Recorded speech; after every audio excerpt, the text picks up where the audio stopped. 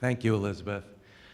I know that sometimes people will do this session twice. Raise your hand if this is your first workshop on teaching. So most everybody. So we have that in common. I have no idea what's going to happen today. No, I'm just kidding. I do. A little. But just a little. As Elizabeth said, I just came here in March, so this is my first fall quarter. I've got to get used to saying quarter, not semester. And I'm really excited about it because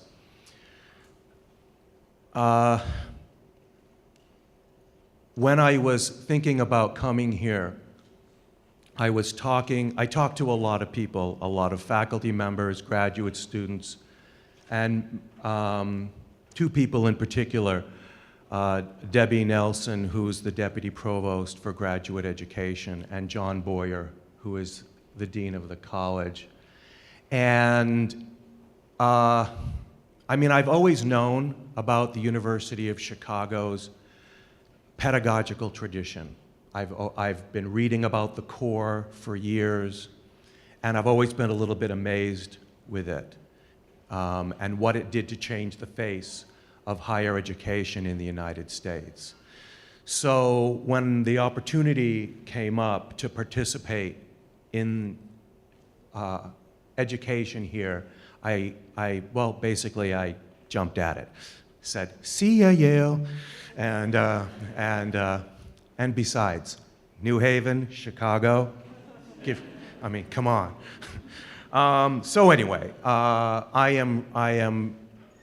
thrilled to be here and to start working with you, with your faculty, with postdocs, with all of the people who are teaching up and down the curriculum to make the core and every class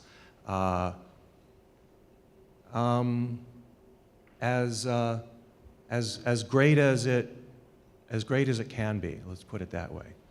I have a couple questions for you. How many of you are considering I know this is a ways out, but you may be thinking about this, are considering maybe working at a liberal arts college? Okay, so quite a few of you. So I don't need to tell you folks that teaching is going to be a big part of your journey. Teaching matters big time at those places. But something else has happened in the last few years, and Elizabeth alluded to this, which is that increasingly, and in places where you may not expect, well, for example, particularly in STEM, research universities and other kinds of universities have realized, well, one simple thing: we've got to start reaching students.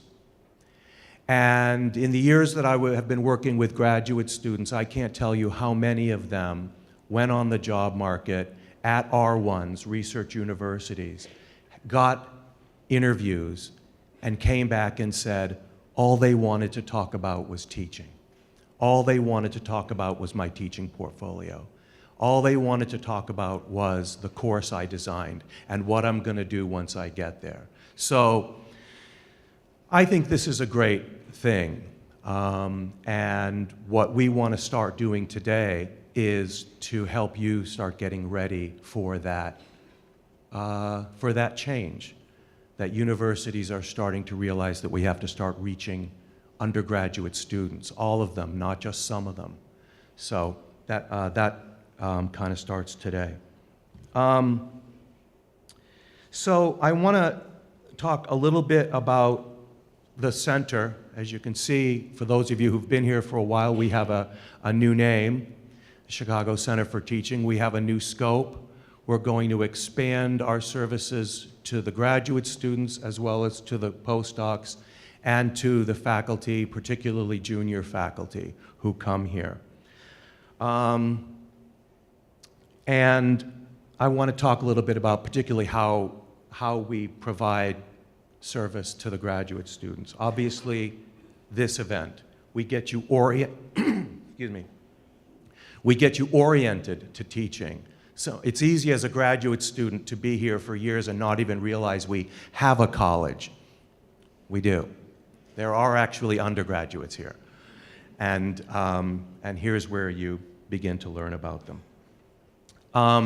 As you get your feet on the ground, we provide all kinds of services, workshops, consultations to help you develop your skills as you, whether or not you're doing the certificate program, we'll help you in any way we can. And finally, at the end of your graduate career, when you start getting ready for the market, we'll help you with that too, bringing alums and other faculty to campus so that you can learn about other kinds of institutions and to get your materials ready. I have seen so many graduate students who are really good teachers, but their teaching materials are really bad. You've got kind of one shot at this, and we want to make sure that yours is a good one. We're also getting a new website, which will be launching this month. And that's what it looks like. As you can see, we have, well, it's not very clear, but we have special sections for graduate students, for postdocs, and for faculty. And we think it'll do a much better job of providing service to everyone. The last thing we have is a new location. So you have this map in your folder. We're going to be all over campus in the next 2 days, which I think is good. You'll be going to buildings that you've never been to before. But for today, this is Harper Memorial Library. It's the center of the college, and we have just opened an office on the 3rd floor of Harper and the 3rd floor of Wiebold. We still have our place in Gates Blake, but if you want to find us, come there, come to Harper. So the last thing I want to say is just I want to say something about teaching, finally. You know, there are two great transitions that a graduate student makes in his or her career.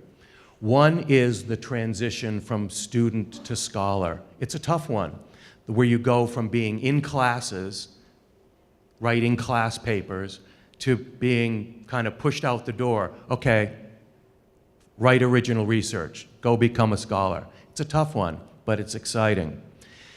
The other big transition is where you go from being a student to being a teacher. It's just as exciting and just as important, and that's what we're here to help you do today, is to start the transition from student to teacher, where in a lot of cases, you can sum it up pretty easily, where you begin to turn your attention away from what you're learning and towards what other people are learning. When you get to the realization that teaching isn't about you, it's really hard because you're in front of everyone. I mean, isn't this all about me? No, it's all about your students. Today we're going to help you start making that transition to help you reach students and inspire them. And I hope you have a great day, and I hope that you learn a lot today. And please, if you have any questions at all during the day, ask lots of questions. Ask me, ask Elizabeth, ask your session leaders. They're all graduate students.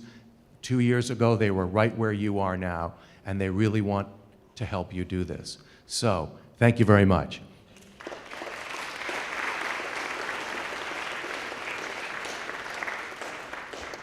Thank you. At this point, I would like to introduce Santiago, one of our TCs. He is going to start our first session.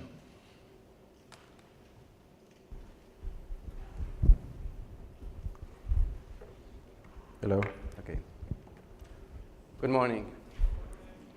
My name is Santiago Mejia. I'm a graduate student in philosophy, and I'm a teaching consultant at the Chicago Center for Teaching. We decided to start our 2-day program by discussing how to establish authority, ensure equity, and set expectations in your first day of class. There is no one right way to do this. Different people have different skills, abilities, assets. What works best for one person is not usually what works best for another person.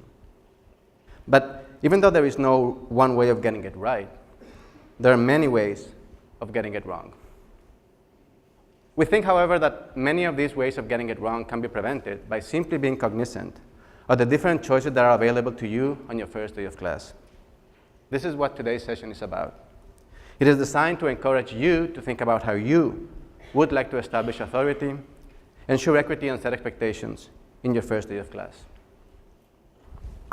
For this, we have invited 2 fellow graduate students who are also teaching consultants at the Chicago Center for Teaching. Each will take us to a first day of class that, let me warn you, is no ordinary first class. Watching another person teach is a really great way of reflecting on your own teaching, and that's why we decided to proceed in this way. As you see each of these instructors in action, we'd like you to keep 2 questions in mind. What is the instructor doing well, and what could he or she do better? When you do this, however, don't just focus on the instructor. It's also really important to think about the students. How are they acting? How are they reacting? And perhaps most importantly, to what extent are their needs being met? That being said, let us now welcome our first graduate student, Frau Jacobs, who is taking us to the first day in a course on Hegel. I will be playing the role of one of her students. Good morning. Can you hear me all right? Okay.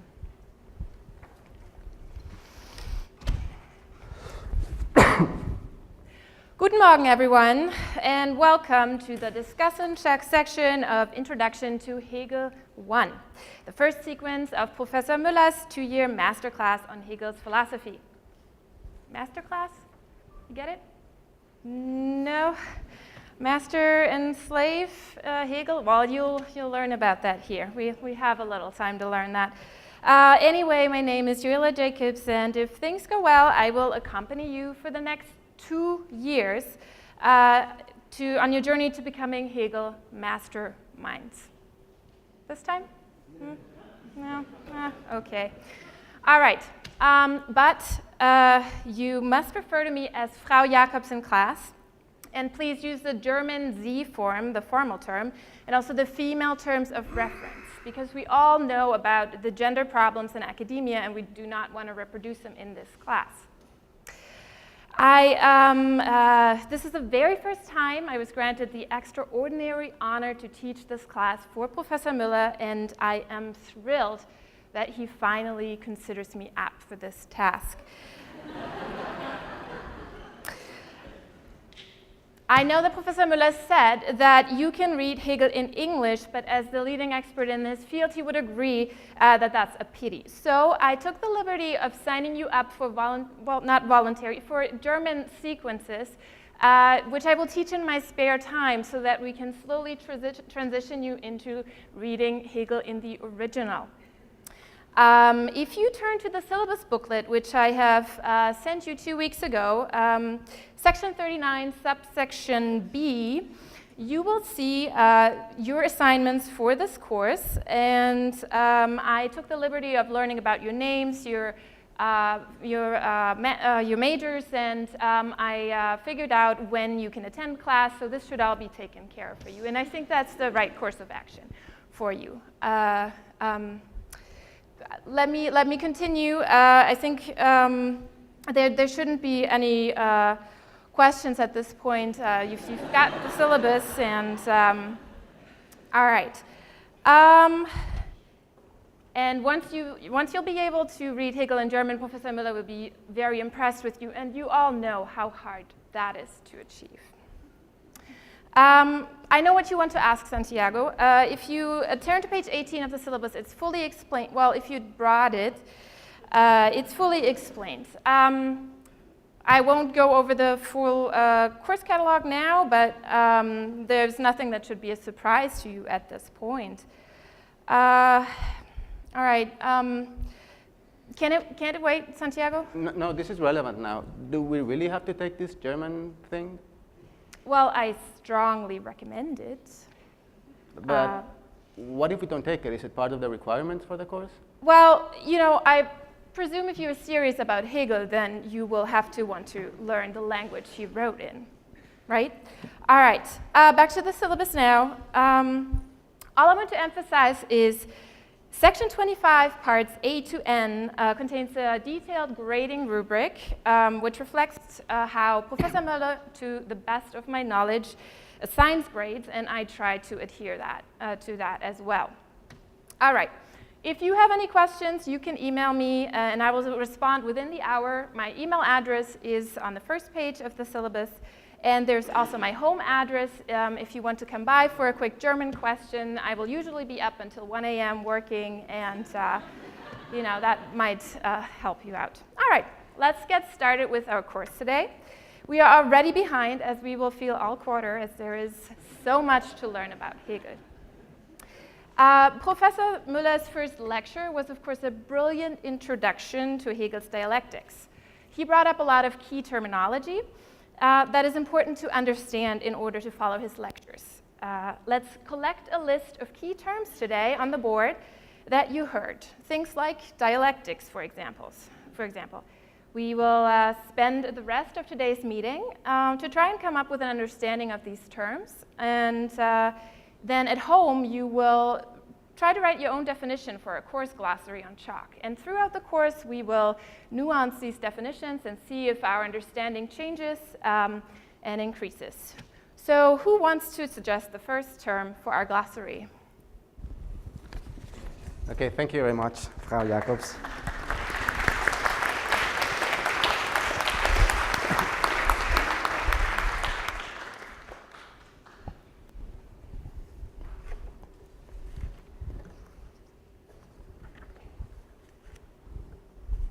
Okay, now that we have seen our first instructor in action, I would like you to take 1 or 2 minutes and jot down in a piece of paper the 2 questions that I asked you to think about.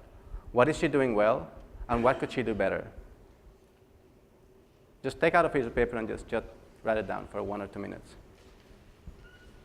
Chandani and Joella, can you write on this side? Can you write on this? Yeah, please.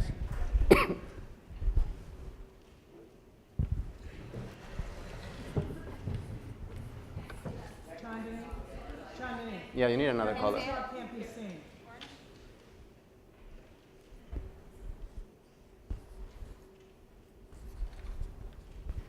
It looks good. Okay.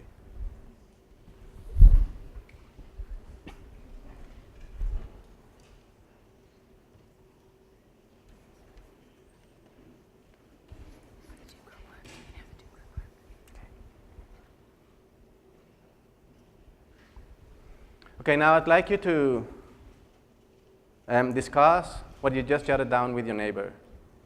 Again, the 2 questions are, what is the instructor doing well, and what could she do better? We'll take 3 or 4 minutes to talk about each other, and then we'll reconvene as a group. Don't feel shy.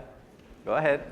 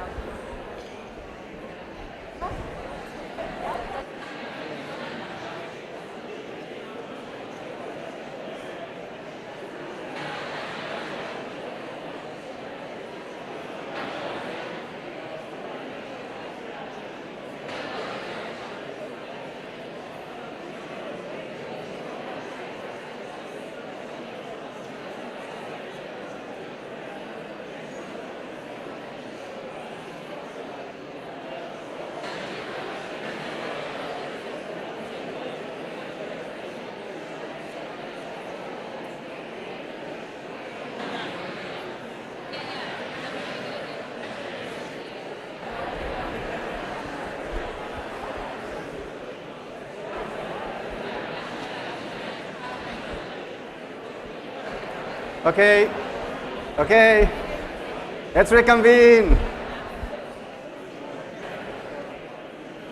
Okay. Let's try to reconvene and see what will come out of the general discussion. So I'd like us now to each go through the room and have people talk, first of all, about what you think the instructor was doing well.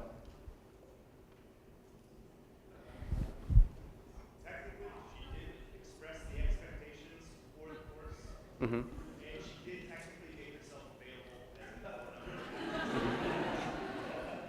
And although we're focusing on the positives, it seems that you have a caveat about it.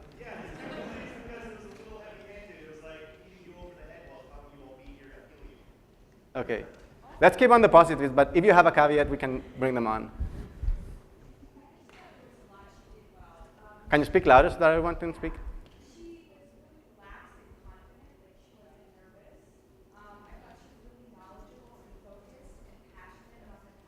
Mm-hmm. Mm-hmm. I think the first assignment she gave was really helpful. It was something that everyone could do, but would not feel super intimidated about. She said the definitions are going to change, and that's okay. Just going to give it a shot. Mm-hmm. Why do you think it was such a good assignment? It forces them to actually do something, as opposed to if you assign reading, you don't know if they're necessarily going to do it. And it also gets them engaged with one another. They're reading each other's definitions. Mm-hmm. Can everybody hear? Yeah, yeah. Okay, so repeat with the remarks. Okay. In the back? Was that not a hand? Oh, sorry. Come on, you were chatting endlessly. In terms of the assignment, I also thought it was helpful because it set up expectation that you're going to learn throughout each course. And you can come up with an initial idea of what these terms mean, but it's not necessarily going to be what you think they are at the end of the course. Mm-hmm. And I think that process is probably helpful for students.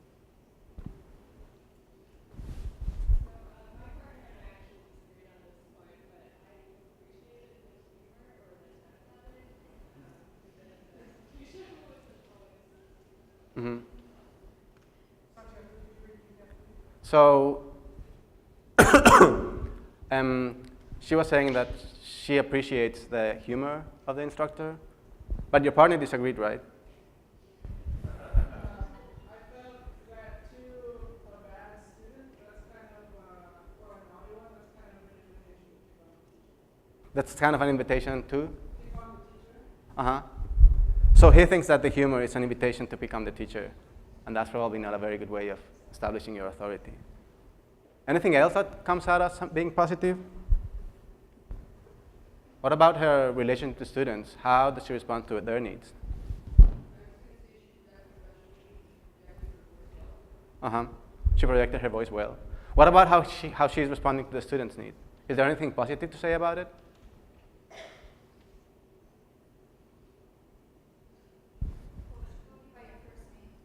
Uh-huh. She had known my name, my major, my schedule. And even though it had might been overweight, like certainly knowing your name is, like the student's name, is something positive. Anything else with respect to the needs of the students? Well, she did make it clear how the students could get a hold of her outside class. Uh-huh. So And she would respond to their requests. she was readily available to respond to their questions? She didn't let the student derail the course. She redirected where she wanted to go. Mm-hmm. So she was keeping sort of like the whole class in mind, not just like letting one student get derailed.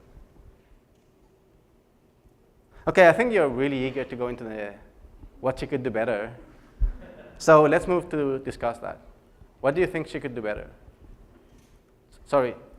Yeah, what do you think she could do better?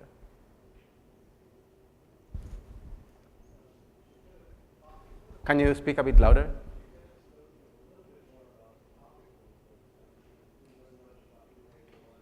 Uh-huh. So he's suggesting that she could have spoken more about the content of the course. How would that have me feel helpful? I'm not saying it's not. I'm just asking.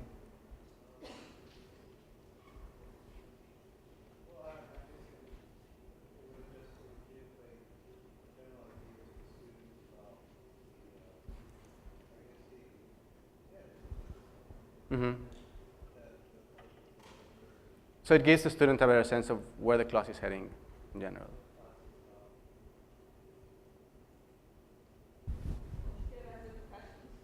Sorry? There were obviously questions in the class Uh-huh. that she didn't answer, or she didn't acknowledge that in subject. Mm-hmm. She disregarded some of the questions. The blue shirt. Uh-huh.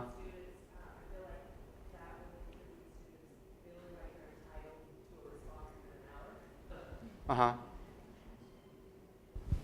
The gentleman in the back?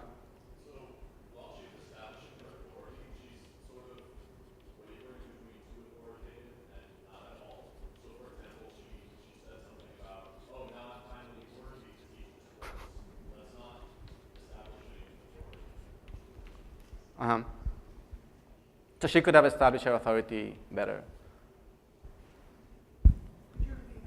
So he was saying that although on one hand she was being too heavy-handed on her authority, she was also undermining it in certain things that she was saying. In particular, when she said that I consider myself really worthy of the opportunity, or what exactly was the line?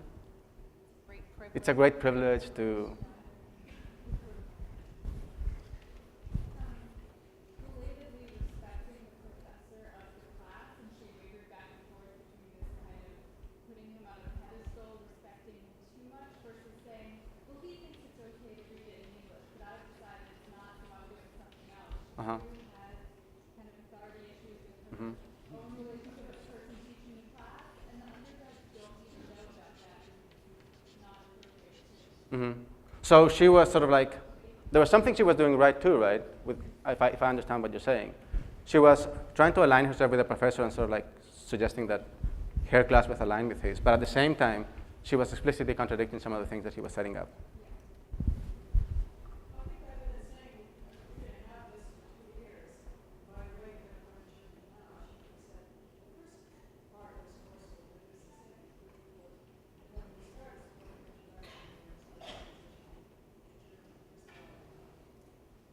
So she could have introduced the learning German in a more inviting and less threatening way. Is that your suggestion?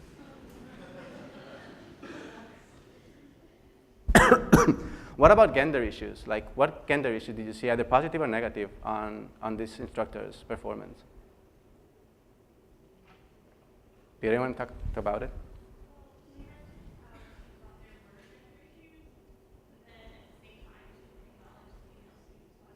Uh-huh.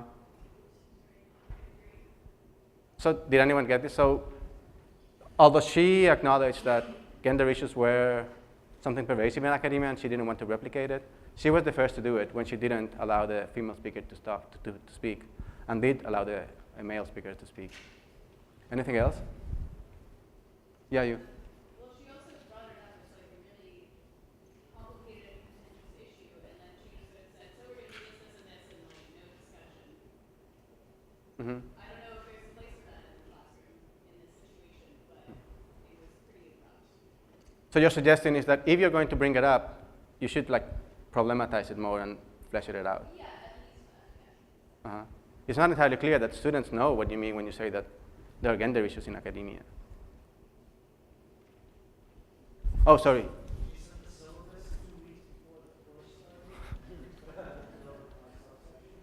Uh-huh. All right, I would like to conclude this discussion by just having this one last question, which is how, and we have to think about who the instructor is. I mean, like, she's clearly someone who is organized, like German or German influenced. But so we have to keep in mind the type of person that this instructor is, but how, if you were to sort of suggest her how to improve the way in which she was establishing her authority, what would you suggest to her? Like, what things come up to your mind as being productive to her, as being good suggestions?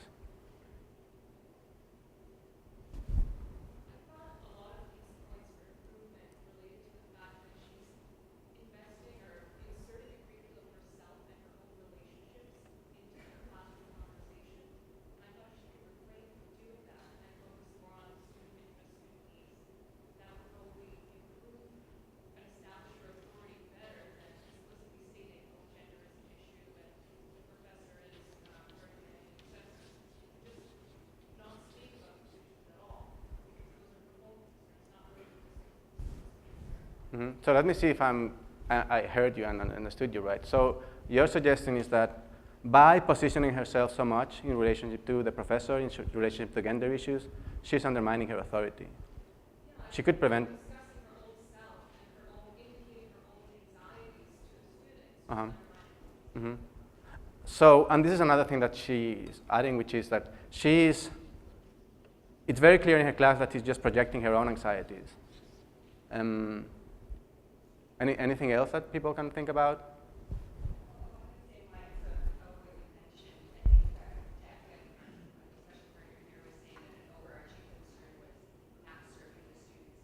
Mm-hmm.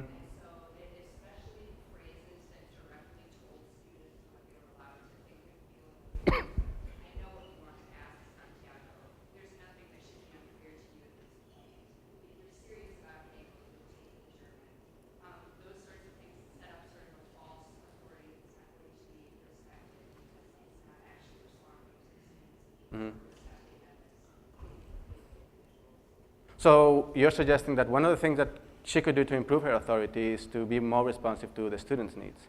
And insofar as you're responsive to the students' needs, the authority is ipso established, right?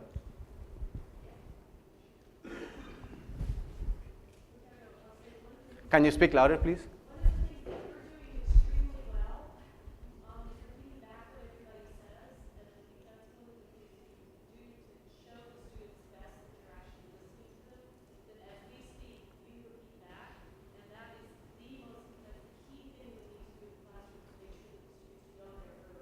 Mm-hmm.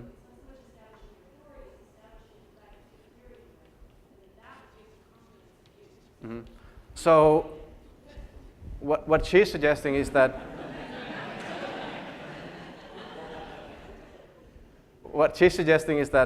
there's a certain way of understanding the phrase establishing your authority that can be misleading, because it's not so much as asserting your power, but more about allowing the students to sort of like develop and flourish in their learning. Is that right? Okay, thank you. Mm-hmm. Which just connects back to the point that we were bringing up before, which is a really good way of trying to establish authority is just responding to students' needs. Can you try to speak a bit louder?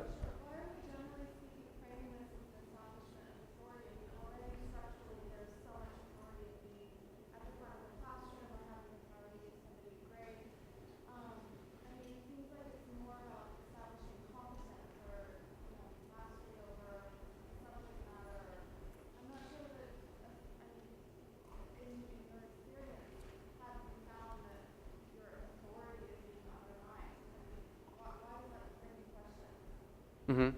So I take it you're making 2 points. The first one is, why are we so concerned about establishing authority? And also like thinking about different meanings or different senses that establishing authority can mean, where it's not necessarily you being in power, but you being competent. And yeah. I mean, I don't want to respond to any questions. But anyone has an answer or wants to add to this? I'd say that the students teach for the first time express an anxiety about that issue. So the reason why we're talking about it is because many students have anxiety about it. And thus it seems worthwhile. But still, I think it's worthwhile to underline that there are different meanings that establishing authority can mean, and there are different senses of what authority means in the classroom. And as it was pointed before, it cannot mean necessarily establishing your, I don't know, like power, but more like establishing your connection to the students. Sorry, you were going to say something before?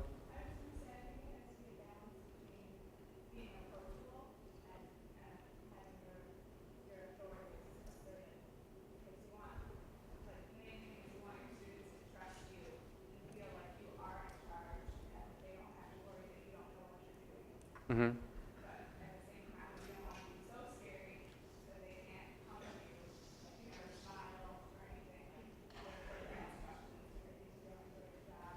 Mm-hmm.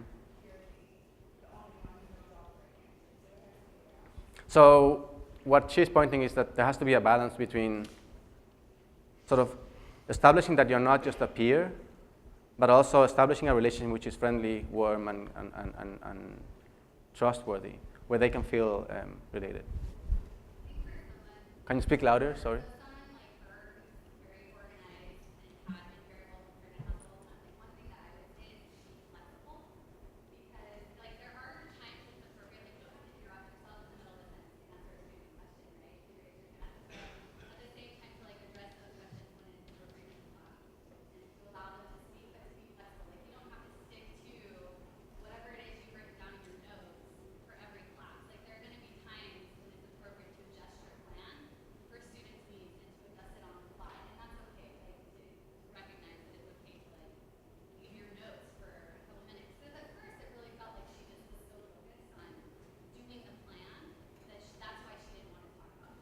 Mm-hmm.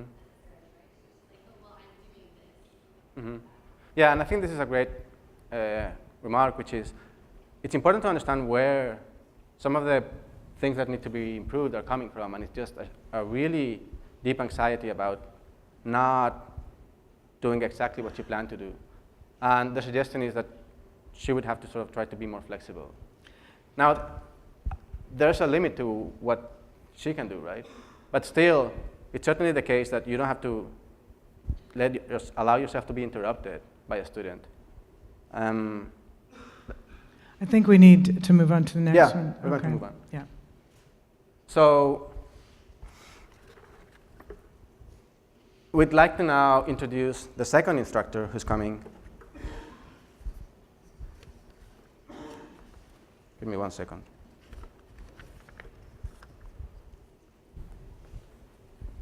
He's Daniel. He's also a graduate student and also a teaching consultant. And he will take us to a first class on chemistry. Again, as with the previous instructor, think about what he is doing well and what he could do better.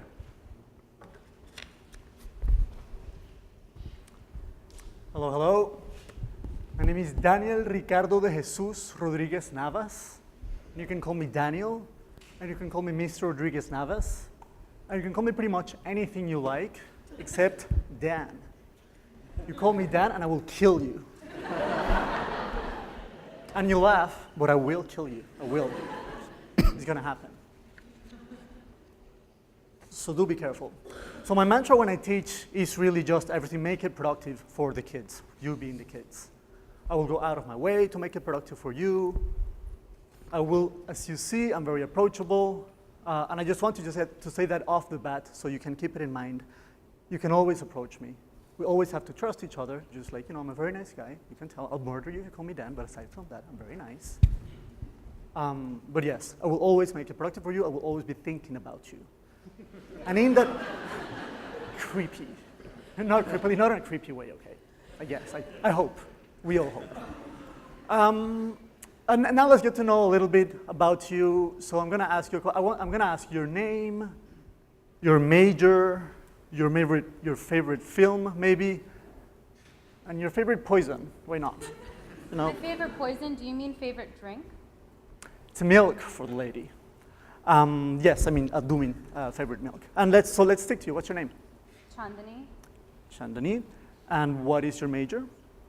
I'm not really sure yet, but probably pre-med and then maybe, biology. Okay, pretty cool. And your favorite movie? I can't think of any right now. Okay, and we've established milk is your drink. So let's move on to the guy with the facial hair. Santiago? Somebody called you that earlier? Santiago Mejia Rivas, Santiago, where are you from? Colombia. Colombia. Lo lamento. Yo soy Venezuela. Pero, yeah, let's talk about this later, okay?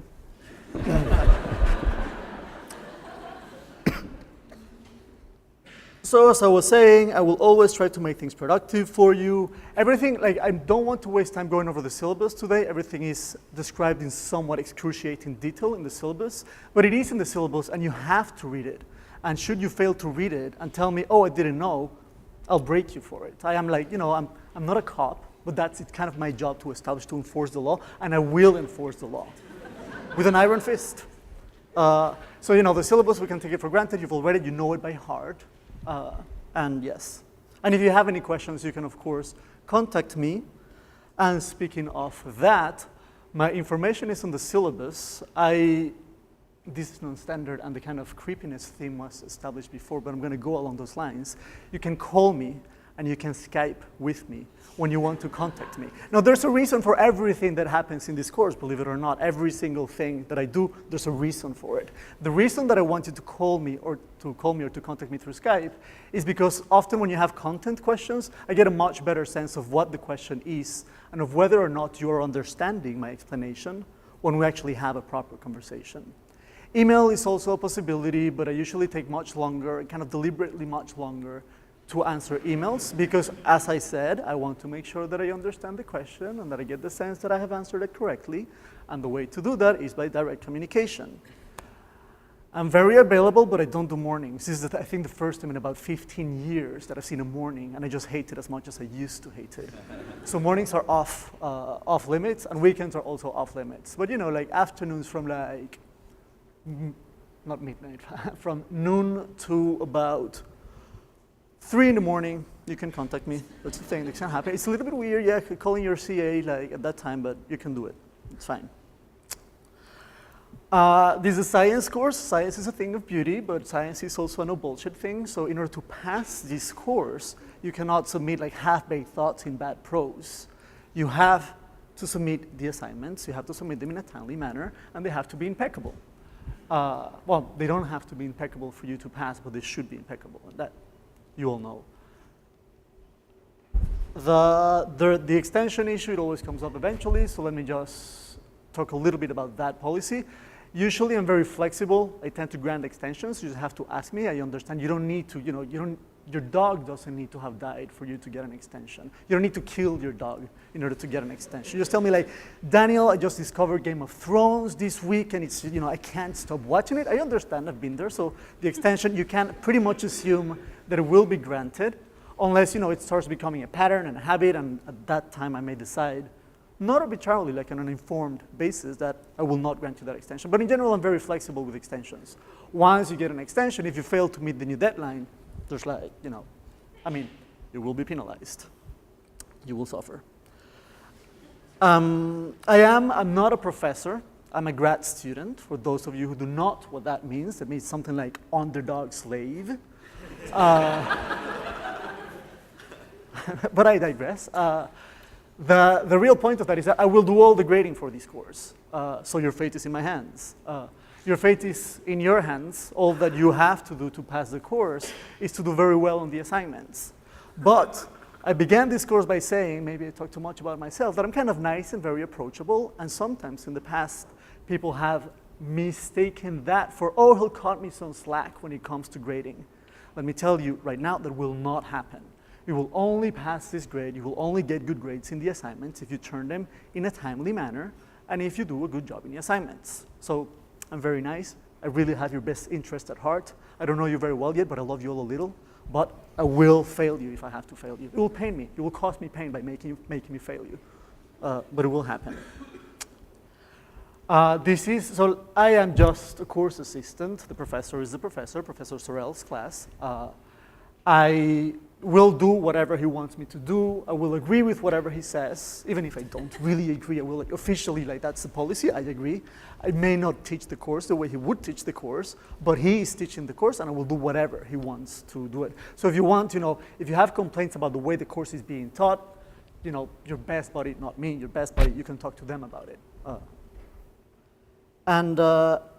One last thing, so just so you know what's going to happen as of the next session, I'm not going to teach anything today, but just so that you know what is going to happen as of the next section, we have 50 minutes. Of those, the first 20 are going to be reviews of the last problem set or lab report, then 10 minutes of questions, and then the 20 minutes are the forward-looking, where you get to ask questions about the content of the course. We get to maybe go over problems that are similar to the problems that you will encounter in the next assignment, et cetera, et cetera.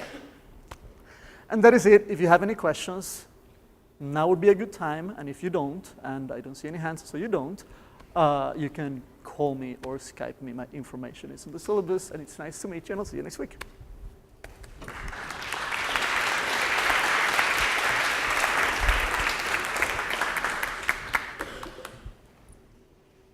Was that intelligible?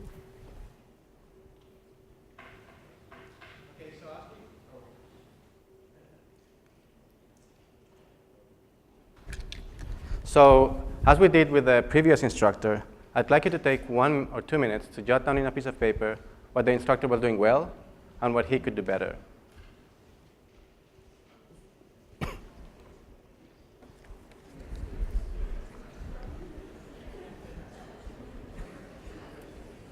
Just think for a while, just on your own. We'll chat in a second.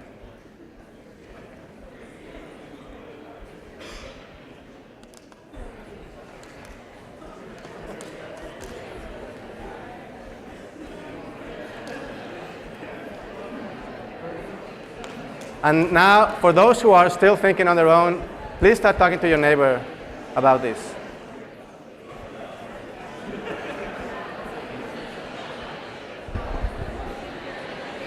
great the last time. They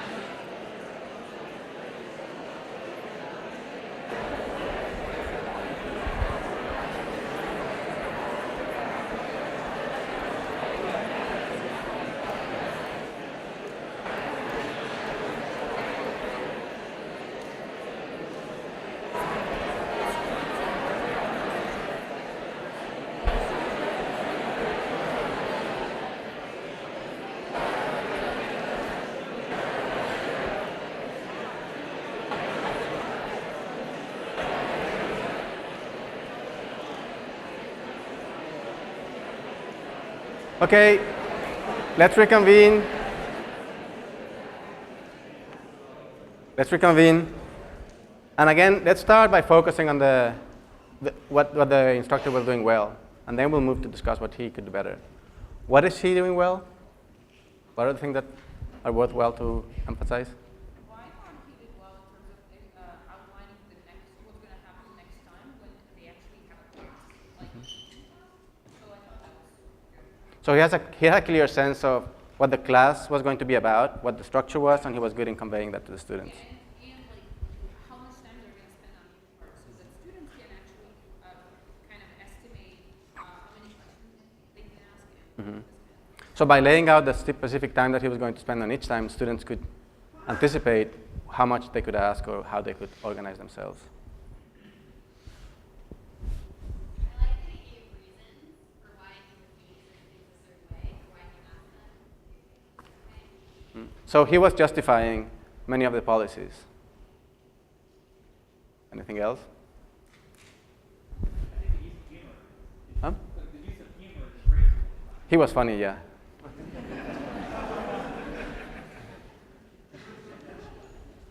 I actually like the cold calling.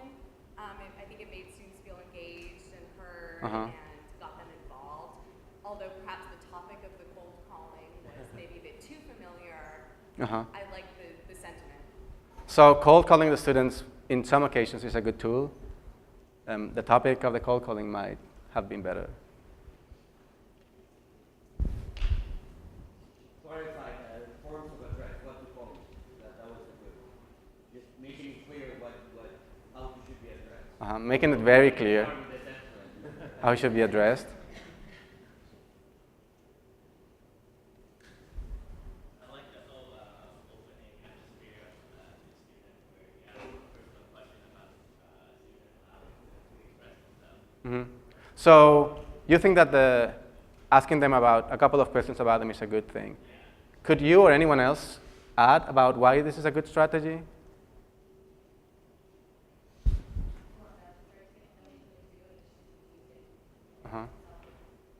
They get to know each other a little bit. Anything else? I feel like it invites the students to realize, hey, this class it's for that student. It's not just So it makes the students realize that this is for them. I want to make a digression about the questionnaire because I think it's interesting how he was using it.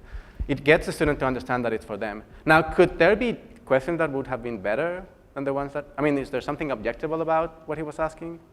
Could there be questions that were more relevant in the questionnaire?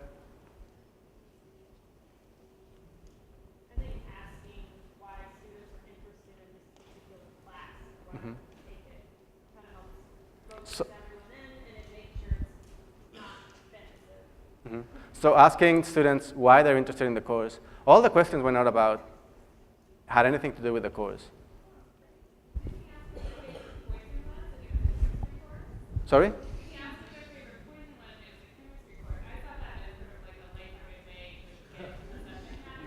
Uh-huh.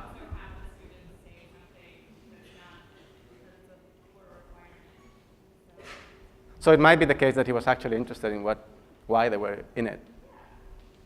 Fair enough. Question about poison, was that it? Yeah. So her suggestion is that asking about the poison was a sort of chemical. casual way of asking about why they were interested in chemistry.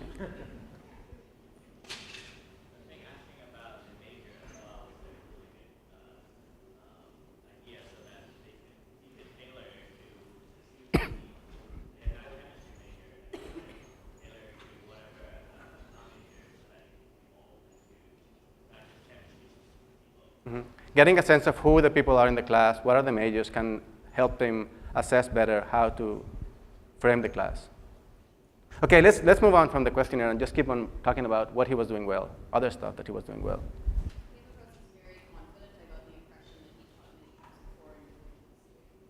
He seemed to be very confident. Anything else?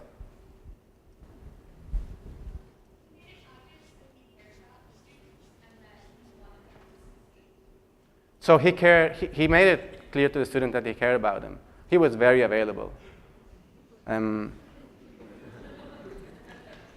So now let's move to talk about what he could do better. What are the things that you were pissed off or just think he could have done better?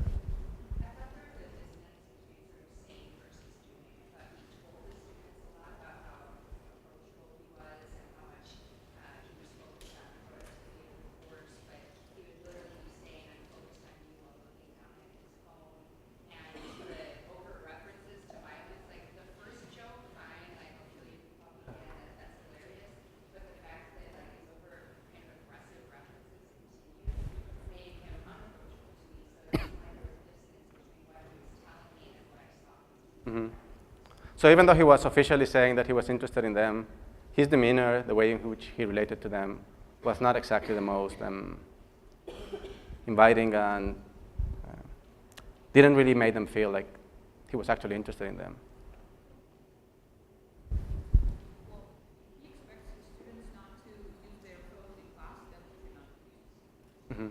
If he expects the students not to use the phone in class, he shouldn't use it in class.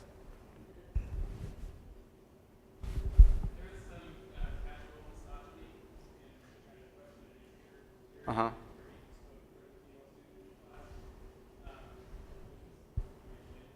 So he was saying that it was very shady, the casual misogyny about the milk for the lady when he was discussing the poison. There was a hand over here, a little bit.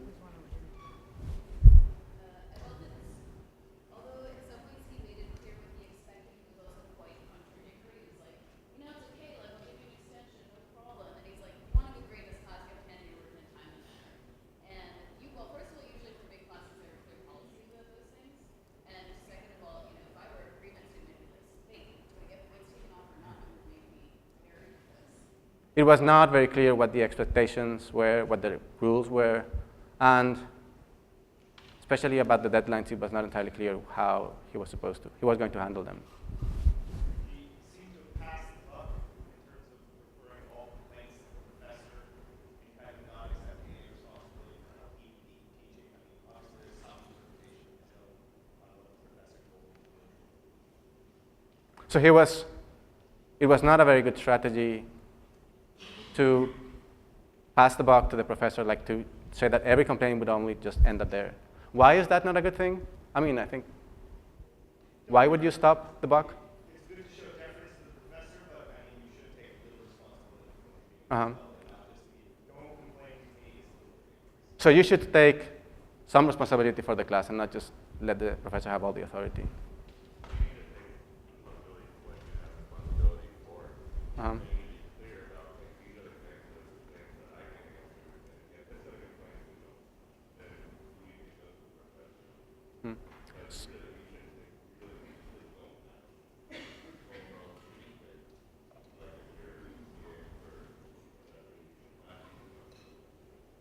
So he's suggesting, is that a response or a compliment?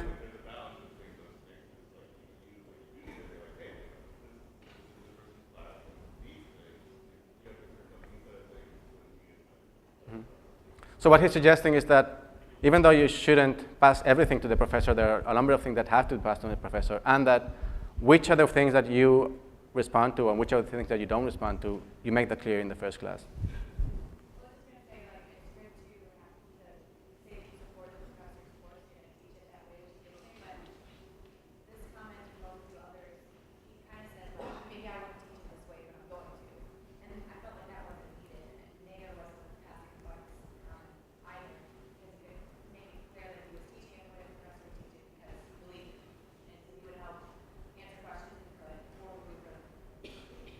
So there was a certain undermining of the professor's authority and his relationship to it, insofar as he was saying he was going to do everything that he was doing, even if it was wrong, which seems like a funny way of following an instructor.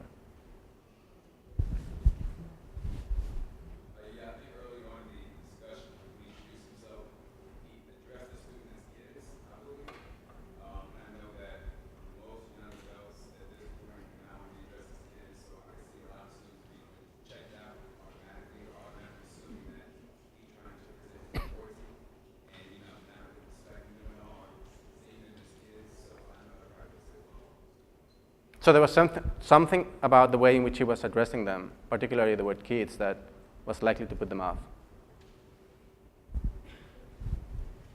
So what I think is positive to suggest that individual circumstances will be considered in making determinations about grades and extensions, etc. I think he left too much latitude, or suggested that there was too much latitude there, because instead of outlining specific criteria for making these decisions, he made it sound like an arbitrary process, which I think can leave you open to the suggestion that you're not being equitable or that you're treating people differently. So what she's saying is that, oh my gosh, I don't know if I'll be able to replicate all the things. What she's saying is that, I blanked out. What were you saying? Essentially, instead of outlining a consistent policy by which work will be evaluated or by which extensions will be awarded, he essentially made it sound like it was entirely arbitrary and strictly on a case-by-case basis. And while it's good to have some latitude and suggest that extenuating circumstances will be considered, I think he went a little bit too far in suggesting that it's going to be based on how rigorous use is or how many times you've asked in the past. There wasn't consistency. Which I think leaves it open to the suggestion that he's not being equitable or that he's treating different people. So there seems to be a problem with this equity insofar as the way in which he's handling deadlines, when you are able to submit it late or not, seems extremely arbitrary. Like it's not entirely clear when you're allowed and where you're not. And insofar as there's no clear policy or clear rules, it seems that that opens up yourself to be unequitable. Is there something else that we can say about his equity in the classroom?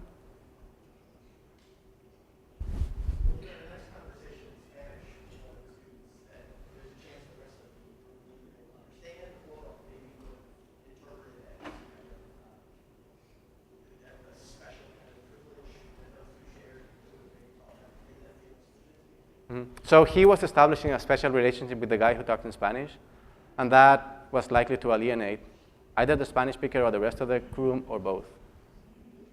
And I think, by saying we can talk about this later, right? That is good, but still, there might be a little bit left. So he's suggesting that telling the student that that was good, and that we could talk about it later was a good idea. Anything else or anything else that comes to mind about his equity?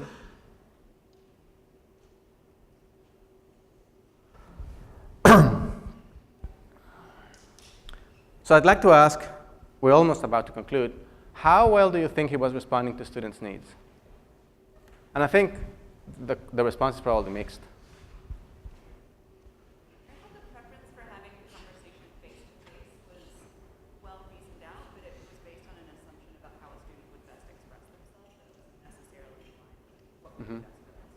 So what she's saying is that even though there's a clear rationale for why it's good to have a conversation through Skype, that might not be the best way in which some students might relate with a professor. And he seems either oblivious or just ignorant of the fact. I think any female student who is super freaked out about Skyping or calling a professor, those if it is a male professor especially, so those face-to-face conversations should happen in office hours. Mm-hmm. So the suggestion is that Skyping with a professor, especially for a female and a male professor, is going to be creepy for many females. Which brings back to the same point, which is it's not the most convenient method for some students. Yes? I guess, again, there was this contradiction between what he was saying and what he was doing. It's like, I'm really available to you, and yet the method suggests you're getting in touch with them might be kind of intimidating or inconvenient for some people. Mm-hmm. So, again, it's not entirely clear that those are the best method for some students to relate to the instructor. Also very intense, Mm-hmm. because he didn't actually ask for input about how the students wanted it to proceed. Mm-hmm. So it would have been much better if he could have asked the students how they wanted to approach him instead of just imposing on them that they had to approach him orally instead of textually. I don't know if you say that, but On the other hand, he told them in answer emails instead of just having students sending emails and then finally he's like, actually, I don't answer emails.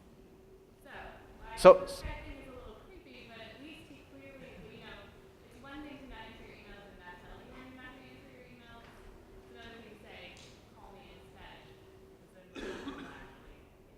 So your suggestion is that even though, but do you agree that it would be better to have a more flexible policy? It would be better to have office hours, but I think if you don't like to answer emails and you know you're not going to do it, Mm-hmm. find another way and tell them that that's what you're going to do. So her suggestion, which I think is really great, is you also have to accommodate your own needs. It's important for the class to work. And if you really hate responding emails to students, you should make that part of the policy and try to figure out a way to serve students differently. And he was responding to emails, he was just going to take longer.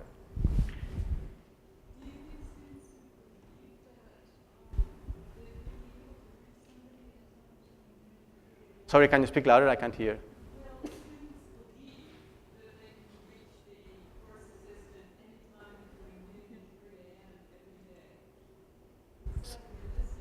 So she's asking whether it's realistic to think that you can get a hold of the instructor from noon to 3 a.m. in the morning. So I actually have had situations with classes where if I didn't set up, so I usually say like not after 5 o'clock at night. And if you don't do that, some of the students here will email you, and if you give them your phone number, which I never do, they will call you at like obscene hours. So it's happened before, so like student, and I don't know if that's like just overseeing students, but it's really important to set up like what time, but to make them reasonable for students and for your own schedule. So what he's suggesting is that whatever the case, whether it's realistic or not, it's important with students here to set up very clear guidelines about when you're approachable, especially through phone or Skype. Okay, we should end this discussion today. Thanks a lot for your enthusiastic participation. There is no magic template that everyone can use to structure the classes. We hope, however, that these sketches and discussions have provided you with some food for thought about what strategies and behaviors might work well for you. It's important to tailor and combine what the students need with what you need. But it's really important to keep the students' needs in mind. One thing that came up in the first conversation was that responding to students' needs is one of the best ways of establishing your authority. And I think this is a lesson that we should keep firmly in mind. Now, as we engage in the enterprise of helping our students learn, we will have to continuously assess our own practices to help meet their learning needs. As we do this, we become good teachers, which is ultimately, we think, the most powerful source of the authority. We hope you enjoy the rest of the workshop on teaching in the college, and we wish you the best of luck on your first day of classes. Thank you.